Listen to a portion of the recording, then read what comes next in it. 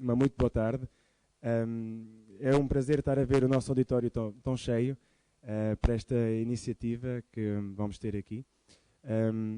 Antes de mais, queria falar sobre a TEDx que vamos ter aqui no âmbito da Feira de Engenharia de Coimbra 2013. Isto foi um interesse por parte da nossa Associação de Estudantes em aproximar também os alunos e conhecerem a TED. Para quem não sabe, a TED significa Technology, Entertainment e Design. Isto são várias características que se encontram em nós engenheiros. Se formos todos a pensar nisso, realmente, e conseguimos encontrar isso tudo. E daí o tema ser o futuro da engenharia ou engenharia do futuro. Eu vou dar início então à TEDx. Vou pedir ao Frederico Diniz, o nosso moderador, com o qual nós colaboramos para a TEDx Coimbra se realizar aqui no ISEC. Muito obrigado.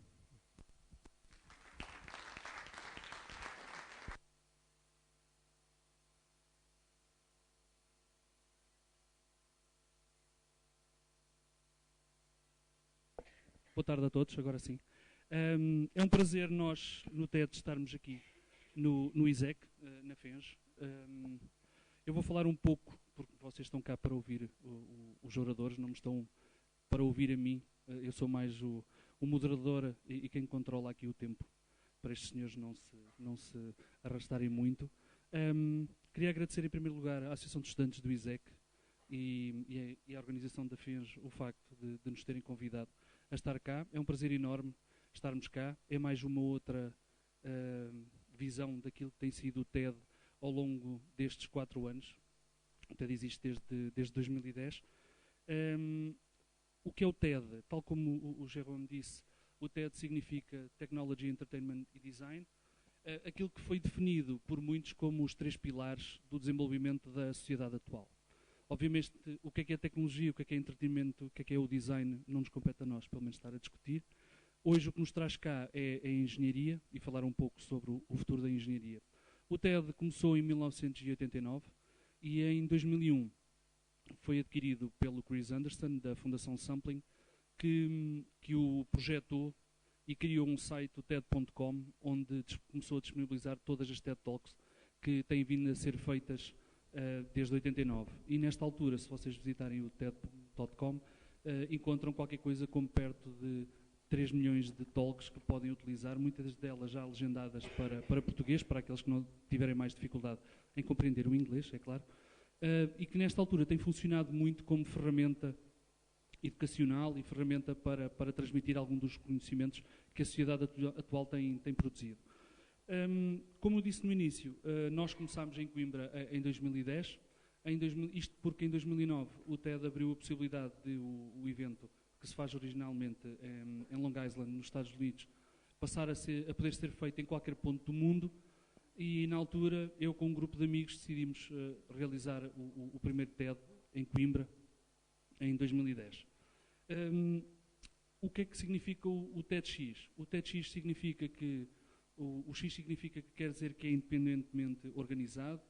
Isto também significa que nós não temos qualquer ligação ao TED. É uma organização independente do TED que se reuniu de uma forma perfeitamente fortuita, porque todos éramos amigos, porque todos gostávamos de ver o TED.com, as talks que estavam lá colocadas. Nós temos que obedecer às normas e às regras do TED que se realiza nos Estados Unidos. Isso significa que estes senhores terão um tempo definido para falarem, porque é isso que o TED também traz. As comunicações TED, as TED Talks, trazem tempos definidos para as pessoas apresentarem o caso. Neste caso, o tema é o futuro da engenharia ou a engenharia do futuro. Nas edições anteriores, falámos no TED de conhecimento de ideias, de pensamentos, de emoções, e este ano, em 2013, vamos falar de sonhos. De uma forma muito resumida, desde 2010, a organização do TED, que são cerca de 15 voluntários, portanto, nenhum de nós faz isto profissionalmente, isto é o que nos alimenta a serotonina e aquilo que nós tentamos fazer para mudar um pouco a sociedade e a comunidade em Coimbra. nós já realizámos 35 eventos, com 124 oradores, 30 performances musicais e cerca de 3.000 participantes. O que para uma organização perfeitamente voluntariosa tem sido uma alegria para nós e uma honra podermos realizar isto. Sobre a tertúlia de hoje, como eu disse, o tema foi lançado no âmbito da FENG, é Futuro da Engenharia ou Engenharia do Futuro. Trouxemos, ou tentámos trazer aqui 3 visões distintas, partindo das experiências pessoais e profissionais de 3 pessoas que têm por base a engenharia. No final das intervenções abriremos um espaço de debate com a audiência. Aqui eu também vou ser bastante diligente e cada pessoa que quiser colocar questões terá no máximo 1 minuto para o fazer, para que possamos atingir o maior número de pessoas que queiram colocar questões. Eu vou apresentar de uma forma muito resumida os oradores que temos aqui, para darmos início então às intervenções. Do meu lado direito temos o Pedro Monteiro, Business Development Manager da Cónica Minolta e licenciado em Engenharia Eletrotécnica e de Computadores.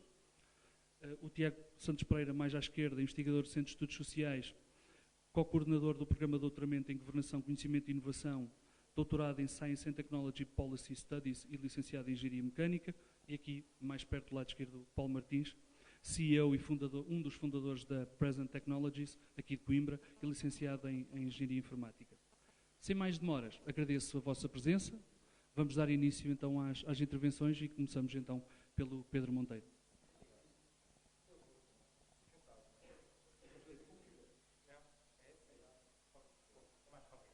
Bom, obrigado a todos, obrigado pelo convite, obrigado pela vossa atenção.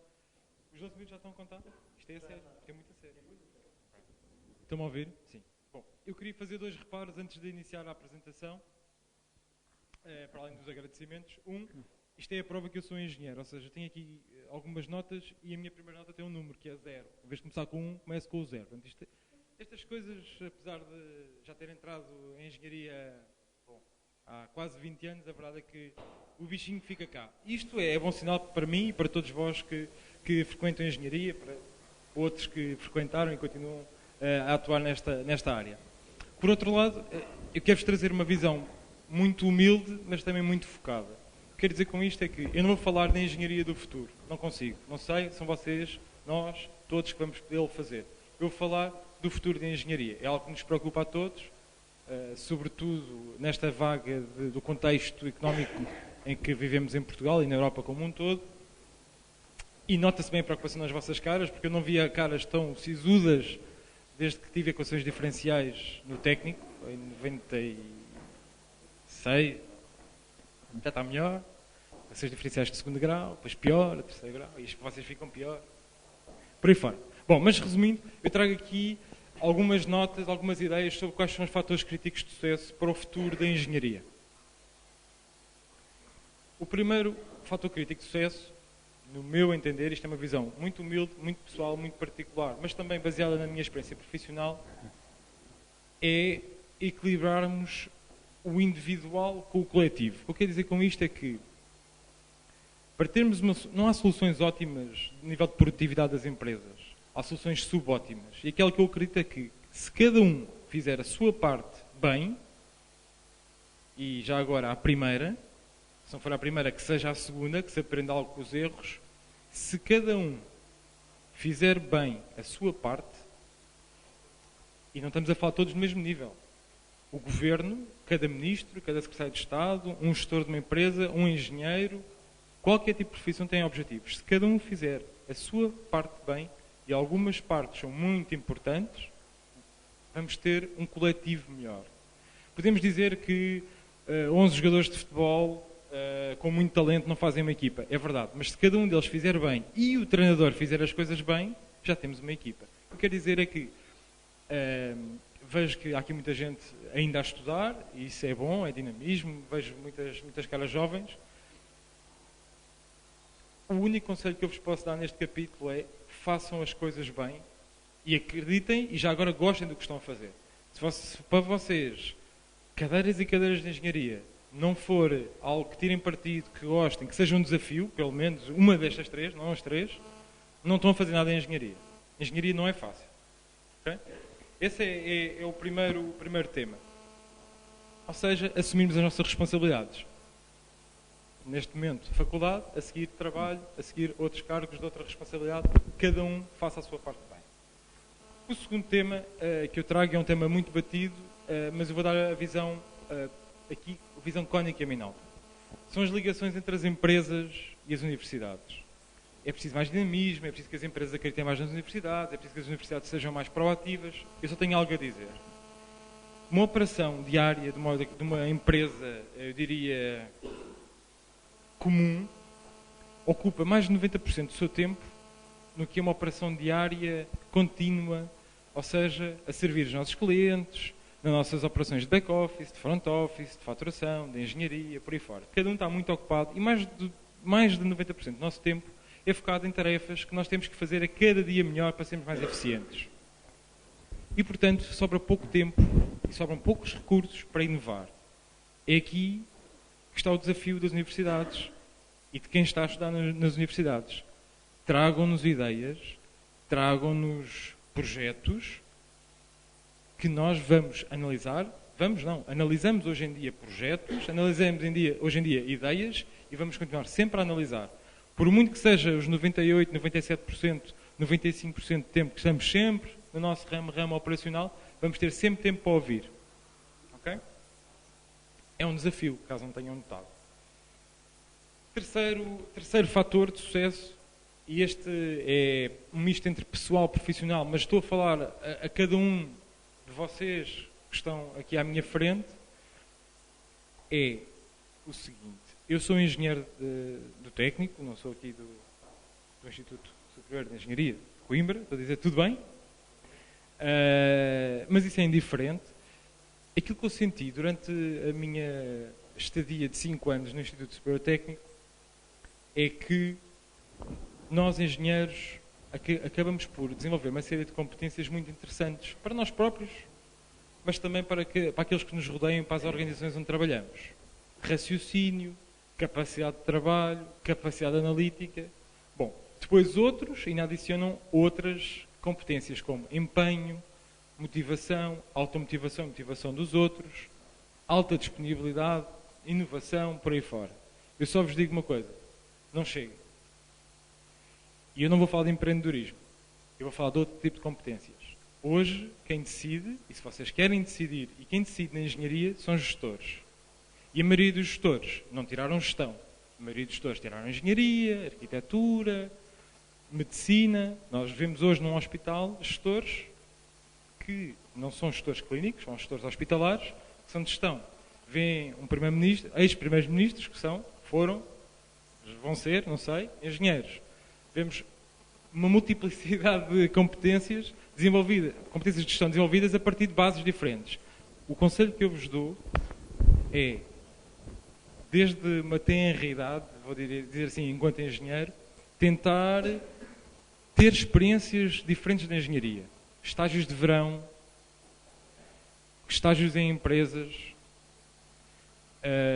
passar por várias conferências como esta, a ouvir experiências diferentes de pessoas diferentes. Tudo o que seja fora do contexto de engenharia, só é bom para um engenheiro. Porque um engenheiro tem uma base muito boa, um engenheiro tem uma base analítica e de raciocínio e de capacidade de trabalho, como nenhum outro tipo de curso nos dá em Portugal ou no mundo. Temos é que pôr mais camadas que nos tornem pessoas mais interessantes no mundo do trabalho e que façamos mais pelas nossas organizações, institutos e por aí fora. Este é um conselho sobretudo pessoal, mas também de quem olha para uma organização como a Cónica Minolta de 145 pessoas a trabalhar todos os dias e que trabalha com 4.000 clientes também todos os dias. É algo que espero que façam a vossa introspeção. Não é fácil, vocês têm cadeiras, disciplinas, trabalhos, é muito absorvente, mas saiam da esfera de engenharia, só vos vai trazer frutos positivos no futuro. E obrigado pela vossa presença. Foi um pouco mais simples do que as equações diferenciais que toda a gente se quer fugir. E obrigado mais uma vez e boa sorte aos próximos, como dizer, TEDxianos, é assim que se diz? TEDxers? Obrigado.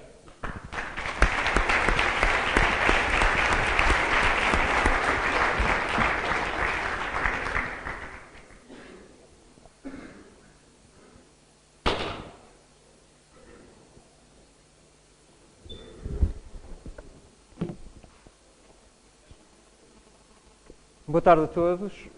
Eu aproveito, vou começando, começo desde já pelas palavras que são bem-vindas nesta altura. Agradeço o convite do Frederico Diniz e dos organizadores do TEDx por estar aqui presente e eu agradeço também a vossa presença e ao ISEC por acolher este evento. Eu, entretanto... TEDx, em baixo?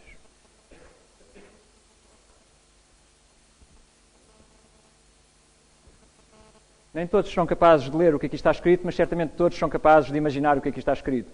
Hoje estamos a falar sobre o futuro da engenharia, a engenharia do futuro, e dificilmente poderemos pensar no futuro da engenharia sem pensar no mundo global que cada vez mais vivemos. Inglês, francês, castelhano, árabe, cantonês, hindu, alemão, são todas línguas com as quais vocês certamente irão de alguma forma interagir.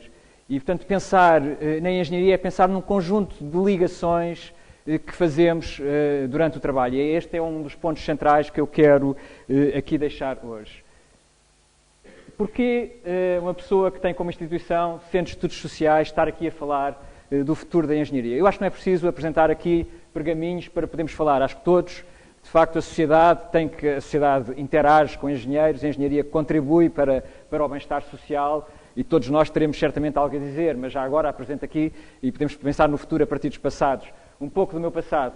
Eu também fiz um bocadinho de engenharia, licenciei-me em engenharia e isto era o resultado do meu trabalho final de licenciatura, uma publicação que resultou sobre um vórtice confinado e, portanto, uma análise de mecânica dos fluidos. Ou seja, tenho aqui a minha parte de experiência para trazer. Será que é por causa disto que eu aqui estou? Talvez não. Eu, de seguida, apesar de ter feito engenharia mecânica, será que fui a seguir pensar a mecânica da engenharia? É um termo um pouco parecido, é quase. Segui por outros caminhos, por exemplo, a sociologia da tecnologia, da ciência e da tecnologia. Onde, aliás, também, alguns destes sociólogos também são formados em engenharia. Estes são nomes centrais nesta área, Michel Calon, Wim Baker, por exemplo, que eram engenheiros e que vieram a desenvolver, efetivamente vieram a desenvolver esta área da sociologia da tecnologia. E o que é isso da sociologia da tecnologia? Por exemplo, perceber porque é que as bicicletas eram inicialmente assim e agora temos umas bicicletas, por exemplo, com as rodas idênticas. Ou pensar, por exemplo, como é que se desenvolveram mísseis. Temos aqui um conjunto de peças, de facto, de tecnologia mais avançada do que as bicicletas, mas que facilmente associamos com resultados da engenharia. Mas também outras coisas que, se calhar, talvez associemos menos ao trabalho dos engenheiros e da engenharia. Por exemplo, uma máquina de escrever e o modo como a máquina de escrever também alterou relações sociais na altura em que apareceu. E, por exemplo, pensar num produto de engenharia no século XIX e ter uma mulher associada a um gadget, como eu, por exemplo, estou aqui agarrado para controlar o tempo, não é o que a nossa intuição natural. E, de facto, às vezes é preciso alguém para nos salientar estes aspectos das diferentes formas de interação entre os objetos, objetos e produtos e serviços que os engenheiros ajudam a construir e a sua interação com o mundo social mais alargado. E, por exemplo, podemos desenvolver um conjunto de redes onde, de facto, o que vemos é que os engenheiros estão muito aqui no centro de interligações com outros grupos de pessoas, de conhecimentos, instituições, etc. E é muito isto, por um lado, que os sociólogos aprendem ou nos fazem perceber sobre o funcionamento da tecnologia, mas que os engenheiros já muito sabiam que, de facto, no trabalho de engenharia não é apenas equações diferenciais, mas é muito também uma questão de relações com vários outros colegas de trabalho e de utilizadores desses produtos. Mas também na ligação com a economia da inovação tecnológica, e também aí encontramos engenheiros. Isto, se calhar, tem aqui uma mensagem que tem a ver também com estes passados, e com o meu passado também, que podemos fazer engenharia e podemos acabar por ir desenvolver um conjunto de atividades muito diversificadas, mais especializadas noutras áreas, ou mais especializadas na própria prática, na gestão, etc. Portanto, a tecnologia, uma das conclusões é que, de facto, a tecnologia não é predeterminada. E os tecnólogos, os engenheiros, têm esta interação com diferentes atores, quer sociais, quer empresariais. E, portanto, o espaço não é apenas um espaço empresarial, da ligação entre a universidade e a empresa, ou da ligação entre empresa para empresa, business to business, etc., estas terminologias, mas é, de facto, pensar em engenharia enquanto um elemento central na constituição social e no bem-estar social. Ao fim e ao cabo, é pensar que produzir produtos, não é apenas produzir valor acrescentado, mas é de facto também produzir um bem-estar coletivo que todos nós podemos partilhar de maneiras diferentes. E o que é que significa partilhar esses produtos e porque é que pensamos nos engenheiros no centro? Como se eu fizer uma pesquisa sobre quem são os engenheiros, facilmente encontramos, e eu fiz essa pesquisa, eu encontrei logo uma página que nos falava, por exemplo, de determinado tipo de ideias pré-concebidas que temos sobre os engenheiros, sobre as eventuais menores aptidões sociais, fascínio com gadgets, eventualmente menor aptidão para a moda, um maior ego, etc. Cada um de nós poderá pensar até que ponto é que se identifica com estas imagens, mas há um conjunto de imagens que existem sobre a engenharia e sobre os engenheiros. Agora, então, até que ponto, como é que temos esta imagem, por exemplo, das fracas aptidões sociais e acabei de dizer que os engenheiros estão no centro das interligações com o conjunto de outros atores, porque, de facto, produzir um telefone é preciso também saber como é que as pessoas o vão utilizar e o que é que dá jeito. Por exemplo, tem que ter um tamanho que caiba a mim no bolso das calças. Se calhar às senhoras pode ter um telefone um pouco maior que coubesse dentro da sua carteira. Mas, de facto, estas diferentes utilizações são importantes para pensar como é que o produto, de facto, vem a ser. E, portanto, como é que podemos pensar estas imagens que temos sobre os engenheiros e sobre esses produtos que ajudam a construir, sobre esse futuro, de facto, da engenharia e da sociedade. Também vemos que, por exemplo, pesquisando num corpus, que é uma base de dados das palavras e dos textos em português, é claro que vimos associado à palavra engenharia um conjunto de palavras que se calhar esperamos: civil, genética, eletrotécnica, mecânica, etc. Mas também vimos um conjunto de outras palavras que talvez sejam menos esperadas: engenharia financeira, engenharia eleitoral, engenharia militar, chamada engenharia contabilística, complicada, social, etc. Portanto, a engenharia significa aqui algo que tem a ver com construções, com construir eventuais soluções e com processos de chegar a estes produtos. Não é necessariamente apenas sinónimo de tecnologia. Portanto, temos estas diferentes acessões ou diferentes utilizações. É mais um sinónimo de determinadas construções. Porque é que eu digo que não é também um sinónimo de soluções? A engenharia não é apenas construir soluções, é porque, de facto, é com os outros, para além dos engenheiros, que são construídas as soluções. Eventualmente, primeiro, são construídos produtos pelos engenheiros, mas precisamos de outros para perceber, de facto, como é que eles podem ser mais bem utilizados, mais bem feitos e, de facto, servir melhor os objetivos para os quais começamos a pensar nessas soluções. E, portanto, aqui, pensar apenas na engenharia, não apenas como construção de soluções, mas como construção de ligações.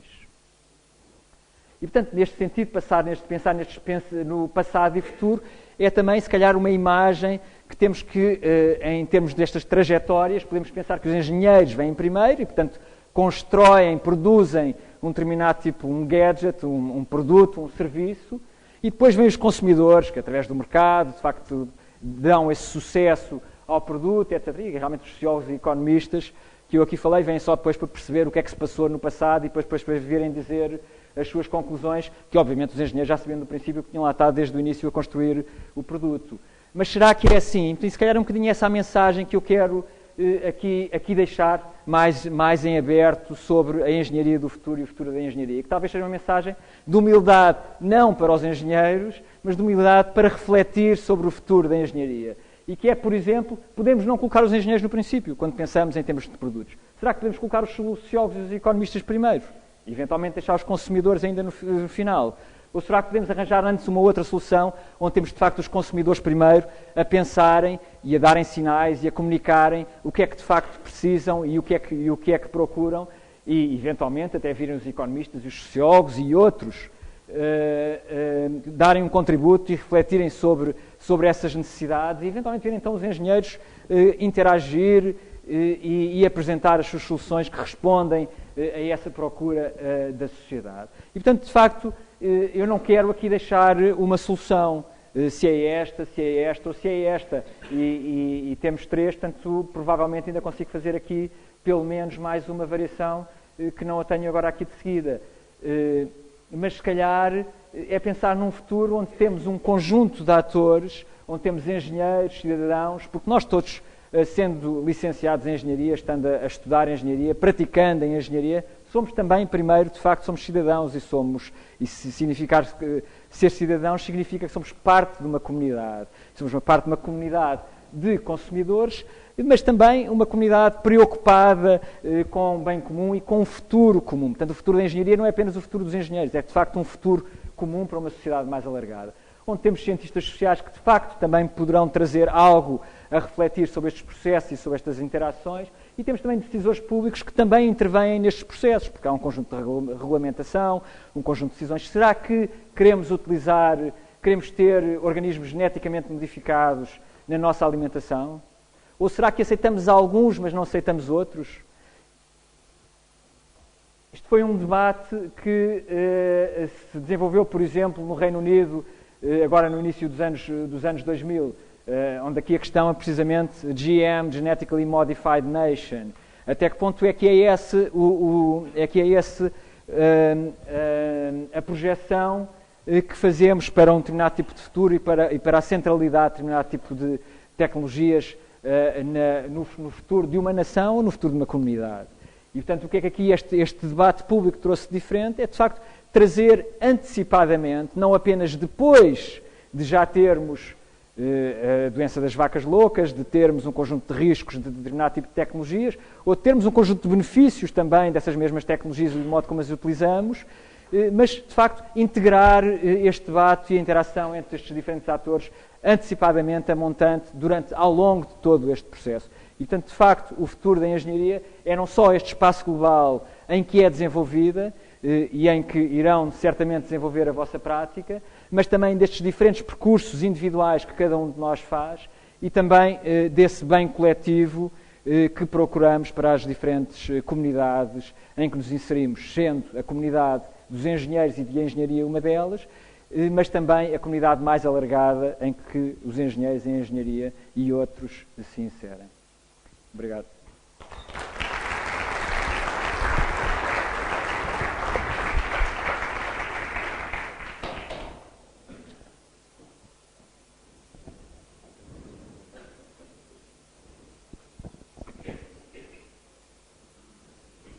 Ora, boa tarde, obrigado pela oportunidade, para já o Frederico. Eu, tal como os outros oradores, vou boicotar aqui um bocadinho a organização, que era suposto falarmos sentados, e vou falar também em pé, penso que seja um bocadinho mais simples.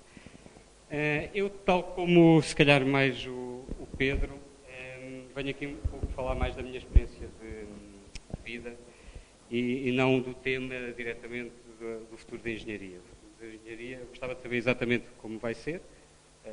Penso que tenho algumas pistas, gostava de pensar, ou gosto de pensar que estou a trabalhar para isso, mas não tenho as respostas, obviamente. Tal como o Tiago, pelo menos, está um pouco mais por dentro do assunto ou preocupa-se no seu dia-a-dia em perceber qual será o futuro da engenharia e o caminho a seguir. E eu gostava de ligar um bocadinho, e esta oportunidade que me dão para intervir, de ligar um pouco a engenharia aos temas mais falados hoje em dia, ao empreendedorismo e à inovação, que acho que estão diretamente ligados ou muito ligados com a engenharia. E antes de me apresentar, e eu vou basear a minha apresentação em falar um pouco da minha experiência de vida, penso que é o que eu vos posso passar, uma audiência jovem, pelo menos ajudar-vos a não cometer todos os erros que eu cometi. Alguns vão cometer de certeza, mas pelo menos que não sejam todos e aproveitem alguma coisa desta intervenção. Nós estamos hoje em dia num cenário de um país de crise, desmotivado, as notícias a isso nos levam, os políticos assim falam, tudo nos leva a pensar que estamos mal, o país está mal, não vamos crescer, não há oportunidades, não há emprego, e passamos de uma fase de crise e de uma fase de mal-estar a uma fase em que parece que toda a gente tem que ser empreendedor à força. E isso, penso eu, está a ser contraprodutivo. Isto porque, na minha visão, na minha humilde visão, é que as pessoas estão cada vez mais desmotivadas. Eu falo isso, eu tenho que gerir uma empresa no dia-a-dia, uma equipa, que já não é pequena, e gerir uma empresa, tal como o Pedro falou, não basta ter bons técnicos para ter uma empresa de sucesso, é preciso ter uma boa gestão. Algo que nós falhámos redondamente, e admito já aqui, pela falta de experiência que tínhamos. Mas também é muito de formar uma equipa e motivar uma equipa. E neste momento, a visão de alguém que trabalha por conta de outra, que está integrado numa equipa, que se juntou a um projeto, é uma visão desmotivadora. Quer-se passar a consciência que essa pessoa não está bem. Essa pessoa não está a ter sucesso, só porque não criou o seu próprio emprego. E por vontade dos nossos políticos, penso que hoje em dia cada pessoa tinha a sua empresa e trabalhávamos todos sozinhos em casa e comunicávamos por Skype ou por telefone e tentávamos criar alguma coisa sozinhos. Depois desta pequena introdução, que já lá vão 3 minutos, tentar controlar o tempo, eu vou passar a apresentar-me. Eu tirei Engenharia Informática, sou licenciado em Engenharia Informática pelo Departamento de Engenharia Informática da Universidade de Coimbra. Embora hoje em dia trabalhe com mais pessoas do ISEC pela Universidade do que propriamente da FCTUC. Acho eu, era um bom engenheiro, ou pelo menos era tecnicamente bom. Ser bom engenheiro é outra coisa, se calhar. E desde cedo sempre fui motivado para ir mais além do que era necessário para tirar um curso. Ou seja, não bastava para mim ir às aulas, tentar ou não tirar boas notas. Aliás, as aulas sempre me aborreceram um pouco. O estar fechado durante uma hora num sítio para mim foi sempre complicado. E principalmente estar concentrado a ouvir o que outra pessoa está a dizer. E desde cedo nos foi dada a oportunidade de trabalhar em projetos, enquanto estava ligado à universidade. Nós começámos e juntámos um pequeno grupo de 4 ou 5 pessoas, que depois foi reduzindo até à altura de criar a empresa. E tivemos a oportunidade, que acho que foi um pouco uma mudança de rumo, de participar no primeiro concurso de programação da ACM, que foi realizado, a prova nacional que foi realizada em Coimbra. E nós tivemos a sorte, conseguimos ganhar esse concurso e ter a hipótese de participar no concurso a nível europeu, na final europeia, e aí tivemos um desempenho péssimo, não tivemos qualquer tipo de preparação para ou seja, percebemos depois que isto eram concursos profissionais e que existiam um ano de preparação, nós tivemos uma semana, qualquer coisa assim. E pronto, tivemos um mau desempenho. Mas fez, ao fim e ao cabo, algumas pessoas repararem em nós e apostarem em nós. Apostarem em nós começou logo no final da carreira com uma ligação a um estágio muito interessante na área da computação paralela e dos sistemas distribuídos, que nos fez ganhar o bichinho da investigação, ou seja, achámos que era realmente ali que nos sentíamos, como costuma dizer, como peixe na água. E ao fim terminamos na licenciatura, só para enquadrar, estamos a falar em 97, mais ou menos. Ficámos ligados já à universidade, eu e mais dois colegas, no grupo de sistemas confiáveis do Departamento de Engenharia Informática, e onde tivemos a oportunidade de participar num projeto de investigação, num projeto da Eureka, e que tivemos ligado 2 anos na área, não é muito interessante, mas de agentes móveis em Java. A partir daí, durante esses 2 anos, mais o ano em que estive a fazer o meu estágio de licenciatura, tivemos a oportunidade de também publicar alguns artigos, viajar um pouco, participar em conferências, ter outra visão do que era o mundo, que na altura não era tão fácil sair de Portugal como é hoje em dia. E isso fez-nos perceber que não havia, e que na altura ainda havia muito essa noção, que nós não éramos tão bons como os outros. Isso fez-nos ver que cá em Portugal se podia fazer coisas boas, melhores do que se faz lá fora, e era preciso apenas ter força de vontade e sacrifício. Nós tivemos depois, ainda durante a universidade, ligados mais à parte das tecnologias móveis, tivemos ligação ao grupo que desenvolveu os primeiros portais web em Portugal, era uma novidade. E isso fez-nos criar a vontade, percebemos também que a investigação foi quando demos mais uma viragem na nossa vida. A investigação era bom, mas nós precisávamos de pôr as coisas em prática e estava a ser difícil dentro da universidade colocar coisas em práticas. Se agora existe pouca ligação à universidade e empresa, antes existia muito menos. E então tomámos a iniciativa de criar algo, e que foi a empresa onde hoje em dia ainda estou, a Present Technologies, faz já 13 anos, não somos propriamente uma startup, mas somos uma pequena empresa. Nós fomos criados em 2000, tínhamos realmente muitas oportunidades, tínhamos alguns contactos, tínhamos muitas ideias, tínhamos muitas ideias para fazer projetos. Fomos criados em 2000 e em 2001, entre 2000 e 2002 estávamos na falência.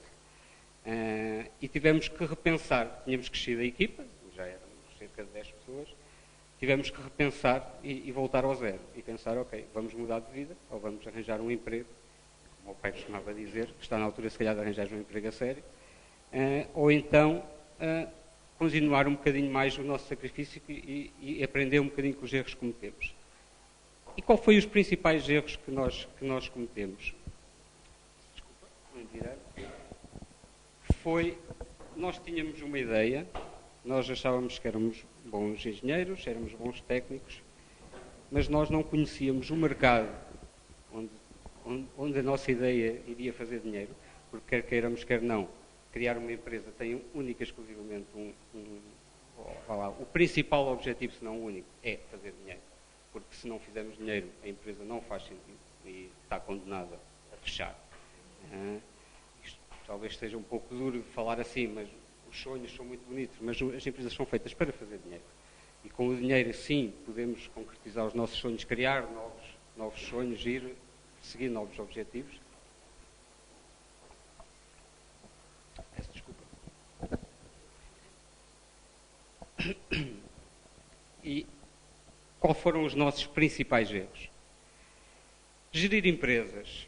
Gerir empresas envolve fazer marketing, fazer business development, ou seja, arranjar negócio. Envolve, acima de tudo, gerir pessoas, motivar equipas e mais um conjunto de burocracias que nós não fazíamos a mínima ideia do que era. Ou seja, nós saímos diretamente da vida académica para uma vida empresarial. E mais, sem grande experiência, porque tínhamos acabado o curso há 2 anos, ou pouco mais de 2 anos. E existe aí um fator muito importante, que é, tal como o Pedro dizia, e eu revejo-me totalmente nessas palavras, pode haver muito boa engenharia, pode haver muitos bons técnicos, mas se não houver bons gestores, nada ou pouco se fará neste país.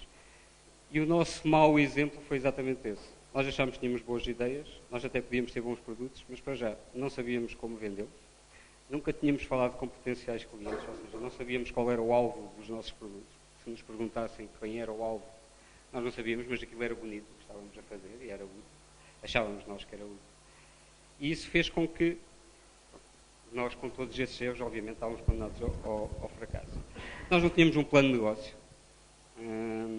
E digo já, é essencial, antes de criar uma empresa, fazer um bom plano de negócio. Um bom plano de negócio. E viemos um pouco procurar as outras empresas. Ou seja, nós encontramos parceiros, nós provámos alguma coisa de nova. E eu já acabei um tempo. Para terminar, havia mais algumas coisas que eu gostava de ter dito, mas perdi-me um pouco. Em relação ao futuro da engenharia, ou fazendo um bocadinho a ligação a este tema, eu acho que nós temos o que é preciso, ou seja, nós temos bons engenheiros. E o nosso problema, a nível do país, eu penso que não é um problema de formação. Nós temos muito bons técnicos. Embora tenhamos muito bons técnicos, nós temos uma lacuna muito grande ao nível de outras competências. Como dizia o Pedro, por exemplo, eu dou exemplo as pessoas que estão a organizar este evento. Isso é uma coisa que qualquer empresa valoriza num currículo. Ou seja, o evento até pode ter corrido mal, mas durante um tempo essa pessoa geriu outras pessoas e percebeu o que é trabalhar para um bem comum. E isso é muito importante. Por outro lado, eu vou tentar terminar, por outro lado, há um ponto importante também, que é a nossa atitude.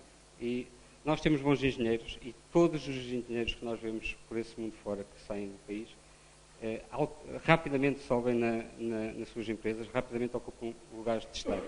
E nós temos muita dificuldade em potenciar esse saber em Portugal. E isso é claramente uma falta de gestão, uma falta de estratégia, uma falta de capacidade de inovar. E é nesses pontos que nós temos de trabalhar, e não em fazer melhor engenharia, porque nós já fazemos boa engenharia.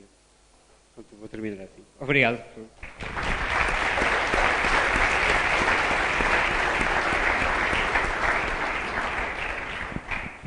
Eu agradeço as 3 excelentes comunicações completamente diferentes, visões completamente diferentes que foram aqui transmitidas. Vamos abrir agora o espaço ao debate com a plateia.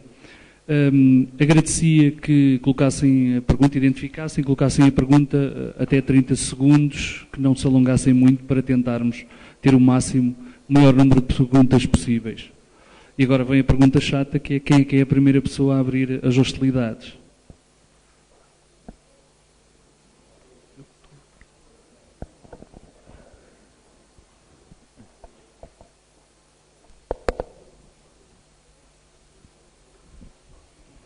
Está a gravar? Está. Eu não apanhei bem qual foi o projeto do último orador. O projeto da empresa que o último orador estava a falar, eu não apanhei qual foi. É Present Technologies. E consistia em... O nosso mote é o The Future is Present. Nós gostamos de acreditar que estamos a construir as tecnologias do futuro no presente. Obrigado. Aqui embaixo.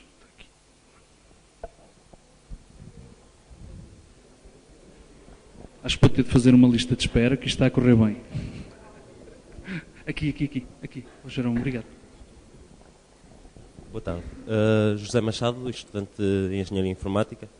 Eu tenho duas perguntas para fazer aos oradores todos, se possível. A primeira tem a ver com uma notícia que eu vi recentemente de uma rapariga da Califórnia, se não me engano, que é estudante do ensino secundário e que, pelos vistos, desenvolveu agora uma bateria que recarrega em 20 segundos e que tem muito mais durabilidade. E eu olho para Portugal, vejo o nosso ensino e penso, eu no secundário eu mal sabia fazer contas, quanto mais desenvolver baterias assim. E a minha pergunta é se será que o problema está no nosso sistema de educação, se está no nosso país, ou será que o problema parte dos próprios estudantes que não têm a inovação, a motivação para chegar mais longe? A minha segunda pergunta é, dado que as empresas hoje em dia estão a querer muito mais engenheiros com muito mais profissionalismo, se não acham que seria uma boa ideia haver mais protocolos entre as instituições de ensino e as empresas para aceitar alunos como estagiários, mesmo que fossem gratuitos, para aprender com as equipas das empresas. Obrigado. Alguém quer começar? Ou... Eu começo. Posso começar? Vou já começar pela segunda questão. Gratuito, como diz o João César das Neves, não há almoços grátis. Mas isto é só uma à parte. A resposta é um sim. Deve haver mais protocolos, deve haver mais iniciativas desse género. Eu próprio posso dar aqui um cunho pessoal. Nós, Cónica Minolta, temos tentado alguns protocolos interessantes com algumas universidades e a verdade é que a resposta não é positiva. Portanto, pode ser culpa da nossa abordagem, podemos ter que remodelar a forma como abordamos as universidades para nos tornarmos mais apelativos, mas eu não sinto um sentimento, passo o pleonasmo, de organização perante os pedidos das empresas, do tecido empresarial, a atuar em Portugal. É um tom um pouco negativo, mas muito objetivo.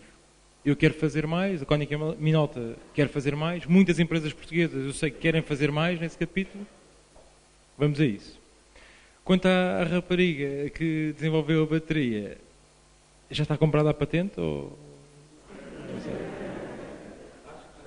Já está comprada a patente. Bom, fora de brincadeiras, eu vejo isto de duas perspectivas. Se eu fosse Ministro da Educação, ou do Empreendedorismo e Inovação, ou se tivesse funções governativas, estava preocupado de uma determinada dimensão, que é o seguinte. Se há países que inovam mais, algo diferente se passa nesses países. E algo diferente tem que começar em casa e na escola, para que haja uma cultura de maior abertura, de maior iniciativa própria, de maior exposição ao risco, porque quando essa rapariga deve ser gozada por 1000 pessoas lá na terra dela. Verdade? Mas deve haver alguém, outras 1000 pessoas, que a apoiam e dizem: epá, essa coisa que tu fizeste, que é um fracasso, tenta outra vez. E tenta, e tenta, e tenta, e tenta. Ou seja, o que eu quero dizer é que Portugal tem as nossas próprias características, enquanto povo, enquanto cultura, e espero que tenhas tido uma boa experiência no secundário.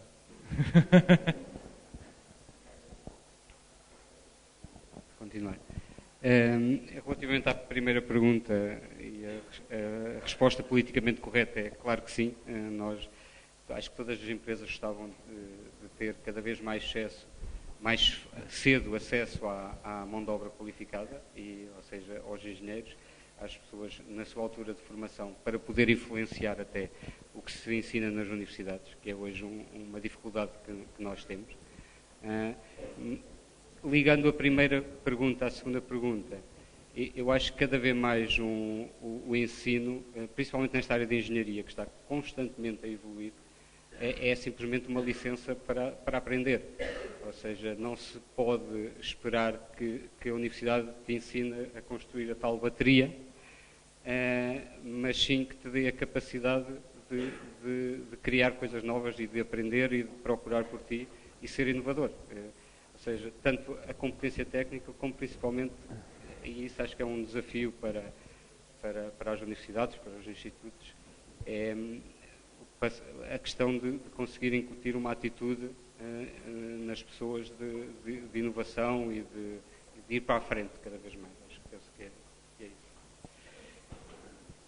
Já agora, eu acrescento só muito brevemente, quer dizer, parece-me que as duas questões estão obviamente interligadas, porque o que se procura com a questão dos protocolos é se calhar algo que falta um pouco durante a componente de ensino, que é se calhar aliar um pouco mais a importância pelo rigor, que nunca deve ser descurado, com o fomento da criatividade. E, de facto, eu, pela minha experiência pessoal, também enquanto fui estudante de engenharia, de facto, acho que a dimensão da criatividade era muito pouco promovida. E a criatividade não é apenas uma criatividade de engenharia, é um bocadinho como os colegas estavam a dizer sobre a questão de, por exemplo, participar em coisas, organizar eventos, fazer um conjunto de atividades que são fora da esfera apenas mais técnica da engenharia. Portanto, é a questão de aliar o que se aprende em termos de rigor na área da engenharia com o poder utilizar de formas diversificadas. Isso, formas mais interligadas com atividades de engenharia ou eventualmente um pouco menos. Mas é esse espaço de criar, de facto, essas diferentes ligações é que eu acho que faz um pouco falta, ou pelo menos pela minha experiência me fez, durante a componente curricular. E que se calhar os estudantes devem procurar, se não o têm durante o curso, fazem bem em procurá-lo de outros modos, experiências de estágio, experiências de outras atividades. Mas eu também acho que, de facto, os cursos deviam promover um pouco mais de formas diferentes de criatividade e acho que fazem cada vez mais isso. Eu realmente já fiz o curso há uns anos e, por isso, há certamente algumas diferenças. Ali em cima está ali.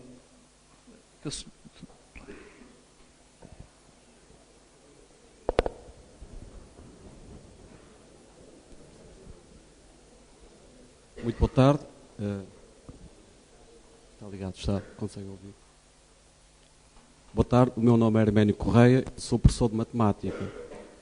E porque dois dos oradores fizeram referência a uma área da matemática, às equações diferenciais, eu tenho duas questões ou provocações para colocar. A primeira é uma questão que eu costumo colocar aos meus alunos. É se, no vosso entender, acham que há engenharia sem matemática? Primeira questão. A segunda questão é esta. Não ouvimos da parte de um dos oradores a falar sobre a opinião que estão sobre a engenharia do futuro. Mas eu coloco esta questão. Na engenharia do futuro, será que faz sentido que os alunos de engenharia continuem a ter formação em matemática e que matemática? Já agora, uma terceira questão. Concordam com as provas? Porque senão entramos em diálogo e depois, se houver tempo, voltamos. Está bem, obrigado. Eu posso começar do outro lado. Isto costuma ser assim, que é para dar tempo para os convidados também pensarem um pouco nas respostas. Ora, eu não tive tempo para pensar na resposta. Mas acho que a resposta é óbvia. Eu acho que a engenharia sem a matemática não faz sentido, não é? A matemática dá-nos a capacidade de raciocínio, dos algoritmos, de tudo. qualquer engenharia sem matemática, no meu entender, não faz qualquer sentido. Essa é uma das... O futuro da engenharia sem matemática, ou seja, mesmo a lógica de raciocínio, acho que também não vejo como poderia acontecer. E que se tinham que eliminar cursos. E que então que a política devia ser eliminar cursos que não tenham alunos ou que tenham menos saídas profissionais.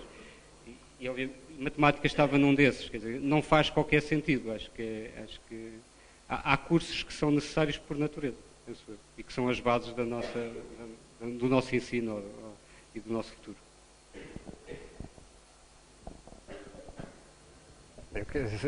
Também muito brevemente, quer dizer, duas coisas. Uma, por um lado, será que podemos pensar em engenharia sem matemática?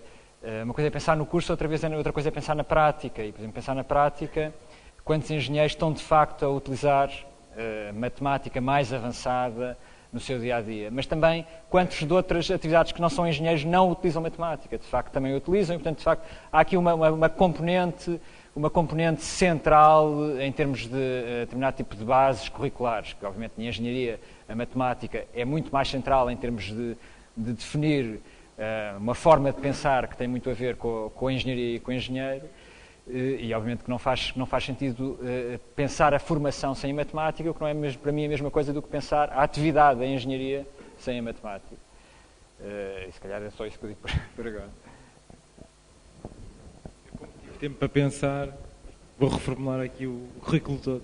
Estou a brincar. A minha opinião é assim, deve haver matemática, é um pouco como o futebol humano. Não sei se se lembra de jogar futebol humano quando era miúdo, que sem bola não tem muita piada. É como a engenharia sem matemática, não dá, não é? Quer dizer, não tem futuro. A engenharia deixa de ter futuro. Relativamente ao que matemática, eu só posso falar um pouco da minha experiência pessoal. No técnico, nos anos 90, havia uma cadeira que era Análise 3. Eu estou a utilizar este exemplo muito prático, muito pouco romântico, para ilustrar aquilo que pode ser uma opinião mais global. Havia uma cadeira que era Análise 3 e havia um contador que era o número de inscritos. E, portanto, era um mito, já ia em 5 algarismos. Portanto, havia pelo menos... Sim, era muito. Bom, havia 5 algarismos de inscritos. Ou seja, aquilo era quase um mito, era uma cadeira muito difícil. A verdade é que a importância da cadeira era relativa. E o que aconteceu no técnico foi que tornaram a dificuldade do exame mais baixa. Baixaram a fasquia. Resolveu o problema? Não. O que resolveu o problema 5 anos depois foi olharem para o ensino da matéria que tinha que ser mesmo lecionada para ser a base da engenharia, ser diferente.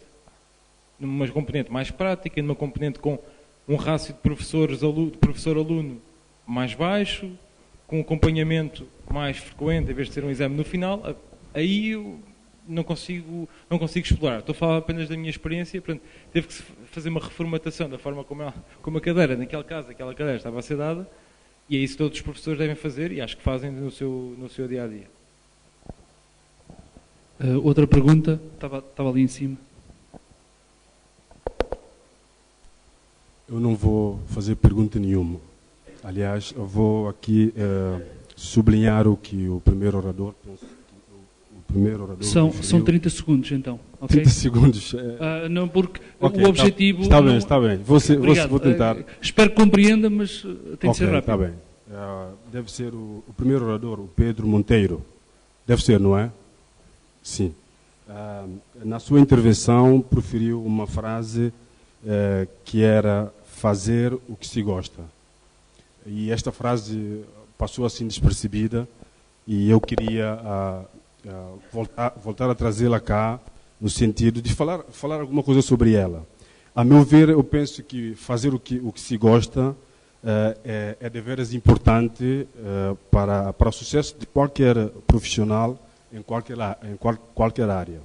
Eu diria mesmo que fazer o que se gosta é 90% do caminho percorrido para a excelência de qualquer um profissional.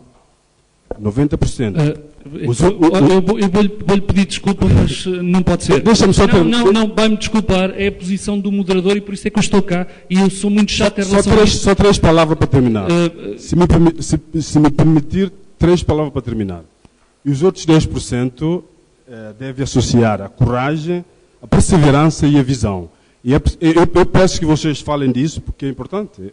É fazer o que se gosta. Obrigado. Eu peço desculpa. Fazer o que se gosta. Desculpa e peço que compreenda, mas não podemos continuar, está bem? Porque senão não temos um debate, temos um monólogo da sua parte e nós não estamos cá para isso. Eu peço desculpa à audiência por ser isso. Há alguma pergunta que alguém queira fazer? Está ali uma, se faz favor. Como eu disse, 30 segundos para perguntas. No final poderão falar com os oradores se houver disponibilidade, mas neste caso eu agradeci que não entrassem em diálogo, porque senão vamos estar aqui o tempo todo. Boa tarde, sou o Ivo. Queria perguntar como é que uma empresa que vende consumíveis na área do papel, impressoras, faxes, não é? Se imagina com os mails e com toda essa situação já hoje em dia, não é? E cada vez vai ser pior. Não é? Como é que vê o futuro da sua empresa com cada vez menos quantidade de papel a ser impressa e a ser enviada por fax? Eu agora dou 30 segundos ao Pedro. É muito simples. Vou responder com factos. A Konica Minolta está na área de serviços de impressão, profissional e empresarial e gestão documental. A verdade é que o volume de impressão tem diminuído. Nós não vendemos papel, nós vendemos serviços de impressão. O volume de impressão tem diminuído, ou melhor, vou explicar como um matemático. O rácio de número de impressões por documento tem diminuído, mas o número de documentos tem aumentado exponencialmente no mundo e, portanto, há mais impressões do que ontem. Hoje há mais do que ontem. Por outro lado, estamos a diversificar nossas áreas de negócio para a área de impressão profissional e, sobretudo, para a área de gestão documental. Gestão documental no âmbito empresarial. Processos de negócio baseados em documentos virtuais. E aí o papel já nem existe. Obrigado, Pedro. Há alguma pergunta?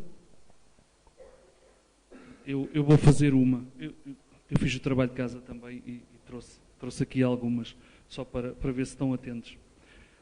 A primeira pergunta que coloco para todos é se atualmente a engenharia, da forma como está, e vimos aqui exemplos de uma empresa mais global, de uma empresa que tenta ser global, e a visão do Tiago que mostra a importância do engenheiro nestes processos todos, é se ser engenheiro aqui em Portugal, a nível de conhecimento, e as bases serão as mesmas do que outro ponto do mundo.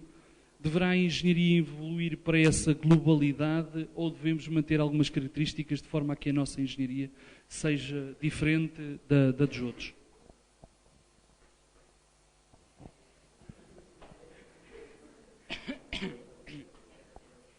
Em relação à engenharia, ou seja, se as pessoas são, acho que a primeira parte da pergunta tinha mais a ver com se a engenharia em Portugal ou se a capacidade de formação de pessoas em Portugal ser igual a... Pois eu não tenho assim tantas bases para responder essa questão.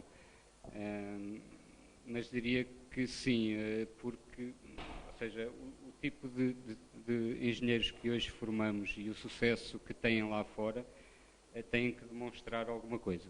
Se há muito a fazer no ensino em Portugal, eu continuo a acreditar que sim, mesmo tendo uma visão de fora. Relativamente à globalidade da engenharia, e pensando agora na Present Technologies, ninguém hoje em dia, ou nenhuma empresa hoje em dia, consegue sobreviver pensando no mercado português. Não é? Tem que haver uma visão de internacionalização. Aliás, o problema geral do país é o nosso déficit de importação e exportação. E eu aí, quer dizer, nós na área de engenharia onde estou inserido, da engenharia de software, temos a grande vantagem que um técnico em Portugal fala a mesma língua técnica de um técnico em qualquer outra parte do mundo. E por isso essa barreira já está ultrapassada. Mas é a minha opinião que nós temos que fazer cada vez mais as coisas, não a pensar em Portugal, mas a pensar no mundo.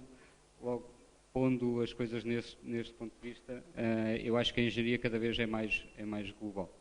Depois já há os fatores mais socioeconómicos e clusters regionais que têm algumas particularidades, mas acho que, ao fim e ao cabo, qualquer coisa que se pense fazer hoje de novo tem que ser pensada a nível global, e logo a engenharia tem que ser pensada a nível global também. E por isso é que existem hoje todas estas certificações ISO, que a Present também tem, e que nos quer pôr cada vez mais todos a trabalhar da mesma maneira, quer seja cá em Portugal, quer seja na Índia, na China ou nos Estados Unidos. Quer dizer, eu acho que as duas questões de alguma forma estão obviamente relacionadas entre a dimensão global e a dimensão local, e ainda que parece-me óbvio, e vejo um bocadinho esse o primeiro ponto que quis deixar, que, quer dizer, a dimensão global altera algumas coisas e não altera apenas em termos de mercados, altera de facto também em termos de práticas, porque há um conjunto de outras experiências, de modos de fazer engenharia que certamente se vão aprendendo através destas diferentes interações, mas também há a noção de que as competências locais de engenharia também não são feitas individualmente e têm a ver com interagimos e com quem interagimos e com quem conseguimos avançar coletivamente, ajuda também a marcar o espaço de competências, nomeadamente a nível nacional, por uma maior concentração, por uma maior capacidade de facto de desenvolver uma determinada área, e isso vai continuar a haver diferenciações, clusters, sejam regionais, sejam uma marca mais nacional, mas a importância de trabalhar coletivamente e ter colegas com quem desenvolvemos um determinado tipo de projeto, isso é que deixa de facto uma marca que permite diferenciar a engenharia a nível nacional de outras, mas de facto a formação em engenharia em Portugal tem sido sempre muito bem vista externamente e estou certo que a experiência portuguesa de continuar a procurar oportunidades noutros países vai continuar a existir e a desenvolver-se, mas uma coisa que também distingue muito os profissionais portugueses no estrangeiro é uma forte ligação com o país, o que não é necessariamente o caso com alguns outros países. A resposta é muito breve. Eu não faço grandes distinções entre, numa dimensão estritamente académica, não vejo diferenças significativas entre os vários países ou entre as várias regiões que influenciam o mundo empresarial. Ou seja, até porque trabalho numa multinacional, sou eu próprio obrigado a pensar desta forma, de forma global. O que faz aqui diferenciar a atitude. E é isso que devemos todos ter presente na nossa cabeça, nas nossas vidas pessoais, profissionais e por aí fora. Eu vi as horas e temos tempo para mais uma pergunta. Antes de encerrar, está lá em cima. É que nós tínhamos previsto acabar às 6h30, como começámos um bocado mais tarde, então estamos a dar o quarto hora académico de compensação. Força. Ok, eu vou tentar dar 30 segundos para a pergunta. Tem que ligar o micro. A minha pergunta é muito simples.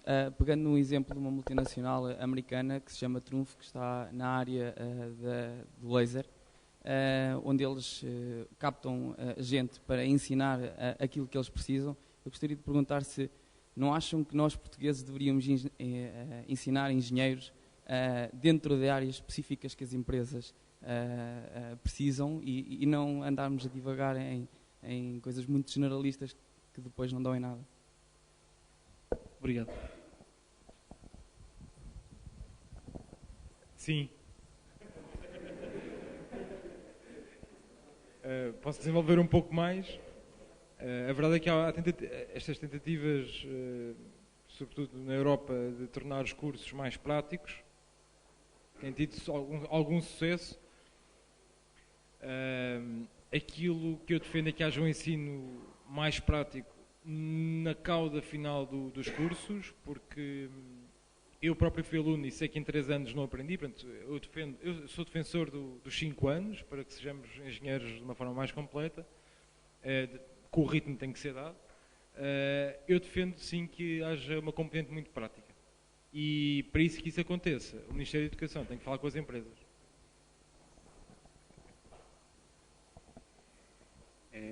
Eu também sou um licenciado de 5 anos e concordo com isso. Acho que 3 anos não é suficiente neste momento. Diretamente respondendo à pergunta, à questão de se os cursos se deviam tornar mais práticos, eu acho que há uma componente muito importante e que tem que ser generalista, que são as bases, ou seja, a tal licença para aprender. Há um conjunto de bases que nós temos de ter antes de pensar em coisas concretas. E por isso, se calhar, a importância dos 5 anos. 3 anos de bases, 2 anos de de coisas mais concretas. A parte de ligar o que as empresas precisam à universidade passar a ensinar, eu acho que os cursos teriam que ser muito dinâmicos. Todos os anos as empresas precisam de outras coisas nesta área. Eu vou falar, por exemplo, das tecnologias móveis. Todos os anos sai uma nova plataforma móvel, uma nova tecnologia, e para nós recebemos já pessoas formadas nessa área. Todos os anos os cursos tinham que mudar. Por isso acho que a resposta é sim. Acho que tem que haver um equilíbrio entre as partes, e obviamente as universidades ouvirem mais as empresas será sempre positivo. Eu retomava só as duas primeiras questões, onde tivemos a falar de facto aqui da importância da matemática, onde eu respondi que me parece que é importante o equilíbrio entre o rigor e a criatividade, e quer dizer, a criatividade é precisamente a capacidade de fazer coisas de maneira diferente, e acho que isso em parte responde desde logo à pergunta, mas queria acrescentar só mais um aspecto, que é, muitas das grandes inovações vieram de forma inesperada. Quando se procurava uma coisa, encontrou-se outra. E isso é uma forma também, esta noção do abstrato, de facto, que nós não sabemos exatamente para onde é que vamos. E isso tem muito a ver com esse espaço de criatividade, por um lado, e com o espaço de interação, porque nós às vezes fazemos estes desvios porque falamos com alguém ao lado que de facto nos aponta noutra direção e nos faz ver as coisas de maneira diferente. E portanto, se calhar não nos agarrarmos demasiado. É claro que é importante, depois, mais tarde, eventualmente até na prática, tentar responder a determinado tipo de questões, de problemas, mesmo eventualmente durante alguma parte do ensino, mas esta competência genérica, em termos de rigor, de competências básicas, aliada à criatividade é essencial. E depois a criatividade também faz parte desse processo de descoberta e de inovação. Resta-me agradecer então aos três oradores, ao Tiago Santos Pereira, ao Paulo Martins e ao Pedro Monteiro, a disponibilidade. Da nossa parte, agradecendo novamente quer a Associação de Estudantes do ISEC, quer a própria organização da FENS, ao Igor e também ao Jerome, a possibilidade que nos deram de estar aqui, relembrando só duas coisas simples. No dia 19 de outubro decorre o TEDx Coimbra, é disso que falamos. O mote deste ano é pelo sonho é que vamos, portanto, se há tema mais abrangente, é este. Vamos ter 17 oradores e 3 performances musicais. Se estiverem interessados, este é o modelo daquilo que apresentamos. Estamos online no site tedxcoimbra.com, estamos também no Facebook e esperamos ver-vos por lá. Obrigado a todos e espero que tenham gostado. Boa tarde.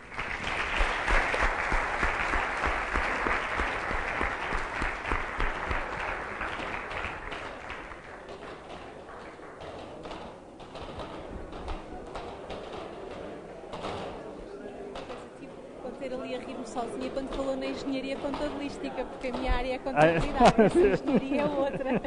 Claro. É contabilidade criativa. Não, muito bom, gostei muito.